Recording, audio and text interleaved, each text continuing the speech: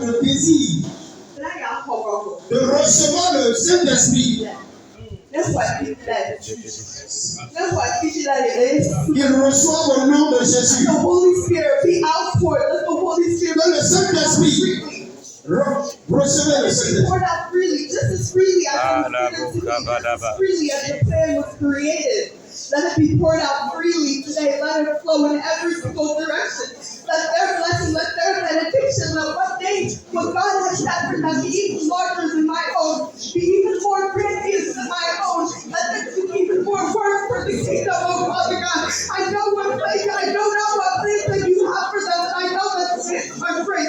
I know that their hands will reach. I know that we will reach the world, oh Father God, that we will reach the people that you want them to reach, that we will do great things that you said, that we will do even greater than what we have seen you do.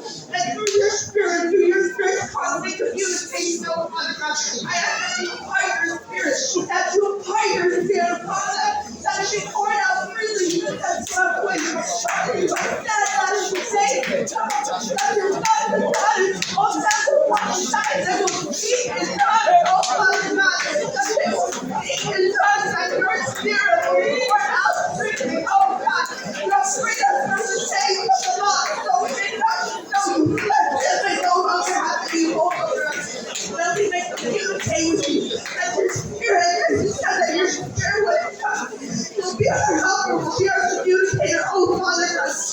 Father God, let your spirit be poured out. Let your spirit be poured out. Through this holding of hands to these people who are in the middle, through this physical act. It started in the spiritual realm, it started in the spiritual realm.